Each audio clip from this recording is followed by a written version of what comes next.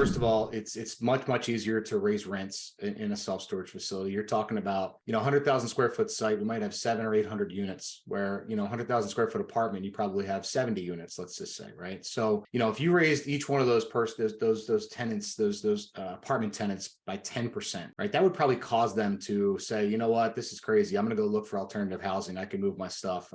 My rent went from 2,000 to 2,200. I can't afford it anymore, right? But if the average rent on a self-storage unit is $90 a unit, right? And we go up to a 10% and it goes up to 99. Most people for $9 a month aren't going to pack up their stuff and move down the street. It is much, I think, simpler to increase the rent, but also, obviously it impacts the value, right? The NOI is where the value is. So the second piece I would say is that in the recorded history of self-storage, it's gone nothing but up. And then it has for 40 years. And, even in an economic downturn, they call it a recession-proof industry. It's actually, I was just in the New York Association, Self-Storage Association meeting last week. And I think it was Colliers, one of the big banking firms had put out a statistic that self-storage was the #1 industry in America during COVID, right? So it's one of those things that increases, while everything else is having like scarcity or whatever, it's affected by COVID laws or restrictions or evictions or all those things you were talking about. It doesn't affect self-storage. In fact, movement and, businesses opening and closing and people relocating and upsizing and downsizing houses, it actually increases the activity inside of self-storage. So, even in 2022,